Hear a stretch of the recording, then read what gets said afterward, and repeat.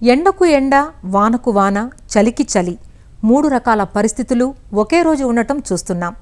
వాతావరణ మార్పుల్లో విపరీత ధోరణి సకల ప్రాణికోటికి కష్టాలు కొని తెస్తోంది. ప్రస్తుత చలికాలంలో తెల్లవారేసరికి మంచు కురవడం కూడా మొదలైంది అన్ని ప్రాంతాల్లో. ఈ వాతావరణంలో జలచరాల మనుగడ కష్టతరంగా మారుతోంది.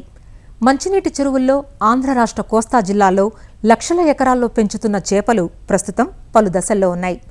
వేసిన పిల్ల సైజును బట్టి చేపల పెంపక కాలం 6 నెలల నుంచి ఏడాది కాలం ఉంటుంది. నీటి లభ్యత తక్కువగా ఉన్న చోట్ల 200 నుంచి 300 గ్రాముల పిల్లను వదిలి 6 మాసాల్లోనే పెంపకం పూర్తి చేయటం ఇటీవల అందివచ్చిన పరిణామం. వాతావరణ మార్పులు వేగవంతంగా చోటు చేసుకుంటున్న ప్రస్తుత పరిస్థితుల్లో చేపల చెరువుల్లో వివిధ సమస్యలు తలెత్తుతూ ఉంటాయి. ముఖ్యంగా చిన్న సైజులో ఉన్న చేపలు వాతావరణ ఆటుపోట్లను అస్సలు తట్టుకోలేవు. దీంతో ఒత్తిడికి గురై చెరువులో ప్రాణవాయువు లోపం తలెత్తి తెల్లవారుజామున ఒడ్డుకు చేరటం చూస్తూ ఉంటాం. మరి ఇలాంటి సమస్యలు తలెత్తకుండా చేపల చెరువుల్లో తీసుకోవలసిన జాగ్రత్త చర్యలను తెలియచేస్తున్నారు పశ్చిమ గోదావరి జిల్లా ఉండి కృషి విజ్ఞాన కేంద్రం శాస్త్రవేత్త డాక్టర్ ఏ శ్రీనివాసరావు. వాతావరణం అనుసరించి మనం ఏ విధమైన జాగ్రత్తలు తీసుకుంటే మనకి వ్యాధులు అనేవి రాకుండా ఉంటాయి అని కానీ ఆలోచించినట్లయితే మొట్టమొదటిగా మనకి సీడ్ వదిలేటప్పుడు మనం తీసుకోవాల్సిన జాగ్రత్త ఏంటంటే పొటాషియం పెర్మాంగనేట్ ట్రీట్మెంట్. అంటే ఒక 50 లీటర్ల నీటికి ఒక 5 గ్రాములు పొటాషియం పెర్మాంగనేట్ వదిలి ఆ నీళ్ళల్లో మనం ఏంటంటే ఒకసారి కొద్దిగా డిప్ ట్రీట్మెంట్ లాగా ఇచ్చి వదిలితే దానికి ఉన్న బాహ్య పరాన్నజీవులు అదే ఈ స్ట్రెస్ వల్ల దానికి ఏమైనా సరే పుళ్ళు ఉన్నా సరే చాలా వరకు నివారించబడి మన తర్వాత దానికి పెయిన్ ఉన్నా ఏమన్నా సరే అవి మరలా మన చెరువులో వృద్ధి కాకుండా ఉంటాయి. ఆ తర్వాత ఏంటంటే ఈ మధ్యకాలం మనం చూస్తే ఏంటంటే ఒక్కొక్కసారి మనకు అంతా చెరువు బాగానే ఉందంటే ఉదయాన్నే ముట్లెత్తడం జరుగుతుంటుంది. సో ఈ విధంగా మనకు వాతావరణంలో తేడా వచ్చినప్పుడు అలాగే మన చెరువు కండిషన్ బట్టి కూడా మనకి ఈ ఆక్సిజన్ లోపం రావడం కూడా జరుగుతుంటుంది. దానివల్ల ఏంటంటే మనకి ఆ టైంలో కొన్ని చెరువులు ఏమవుతుంది కొద్దిగా 1/2 కేజీల పైన ఉన్న చెరువుల్లో వాటిల్లో కూడా మనకి వాటితో పాటు ఏ మొప్ప పురుగు కానీ అటువంటి మొప్ప పురుగు కానీ ఉన్నట్లయితే ఆ చేపలు తొందరగా చనిపోవడం జరుగుతుంది. ఈ విధంగా అనిపించిందో మనం ముందు వాటర్ టెస్టింగ్ అనేది చేసుకోవాలి. అందులో ఆక్సిజన్, pH ఈ రెండింటిని ముఖ్యంగా రోజు కానీ పరీక్షించి ఆ ఆక్సిజన్ శాతం ఏంటంటే ఏ టైంలో అయినా సరే ఉదయం కానీ చూసినట్లయితే మనకి 4 ppm మించి ఉండాలి. ఆ విధంగా చెరువులుగా 4 ppm మించి ఉంటే ఆ రోజు వర్షం పడినా ఏం పడినా సరే నెక్స్ట్ తర్వాత రోజు ఉదయానికి ఆక్సిజన్ శాతం తగ్గకుండా ఉంటుందన్నమాట. ఆక్సిజన్ స్థాయి 2 కంటే తగ్గిపోయినప్పుడు ఒకటి అలా వచ్చినప్పుడు మనకి చేపలన్నీ కూడా మనకి పైన తిరిగి మనకి ముట్లెత్తనే వస్తుంది. కాకపోతే ఏంటంటే ఆ టైంకి ఎక్కువ సమయం కానీ మనం ఈ 4 కంటే తక్కువ అండి 2 కంటే ఎక్కువ ఉన్నా సరే ముట్లే తప్పైనా సరే ఈ చేప అనేది ఒత్తిడికి గురవుతుంది. ఈ కాలంలో మనకి ఏంటంటే మొప్ప పురుగు వ్యాధి ఒకటి కనిపిస్తుంది. వాతావరణం కానీ ఇవి వర్షాలు కానీ పడుతున్నాయంటే pH లెవెల్స్ ఒకటి తగ్గుతుంటాయి.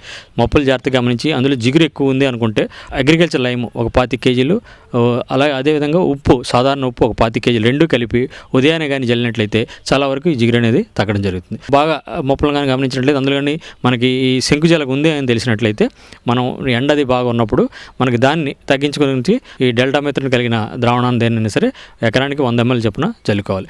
ఒకవేళ మనకి ఆ రోజంతా వర్షం పడుతుంది లేదా మనకి మబ్బులుగా ఉంటే మాత్రం ఎటువంటి రసాయనాలు మనం చెరువులో మాత్రం కొట్టకూడదు. అటువంటి టైంలో మనకి జిగురు ఎక్కువ ఉంది లేదా 1-2 చేపలు చనిపోతున్నాయి దీనికి అనుకున్నప్పుడు మాత్రం మనం పొటాషియం పెర్మాంగనేట్ని తీసుకుని ఎకరానికి 1 కేజీ కానీ జల్లినట్లయితే మనకి ఆ విధంగా ఈ మొప్పరు కానీ మిగతా ఈ పెయిన్ కానీ ఇవి కూడా తగ్గడం జరుగుతుంది. వ్యాధుల యాజమాన్యం గురించి వచ్చినట్లయితే రెడ్ డిసీజ్ అని వస్తుంది.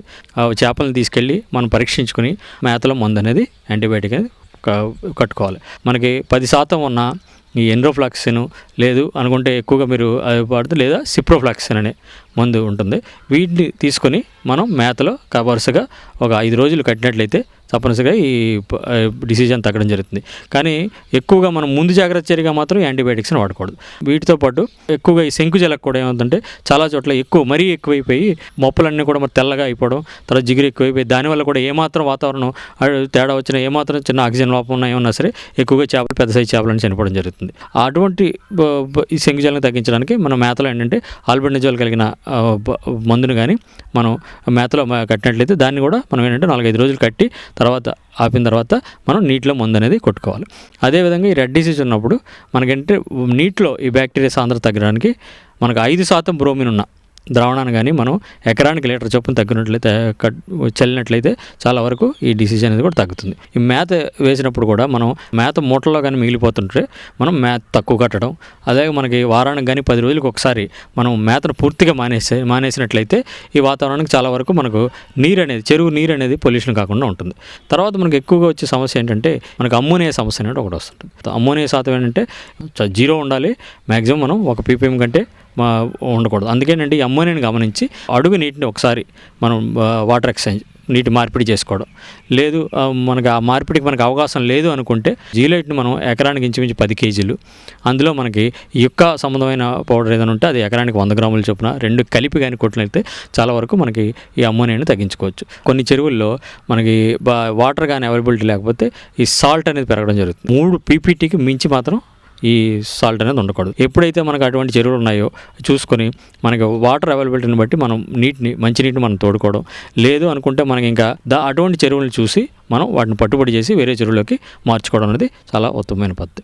తర్వాత ఏంటంటే ఈ మేత యాజమాన్య దగ్గరికి వచ్చేసరికి ఏం చేస్తుంటాం, ఎక్కువగా మనం ఈ DOP తౌడుని పెడుతుంటాం. తౌడుతో పాటు ఇంచుమించు మనకు 10 నుంచి 20% మనం చెక్క కలిపి తౌడుతో పాటు కలిపి పెడితే మనకి ఈ చేపలు అనేవి బాగా పెరగడం జరుగుతుంది.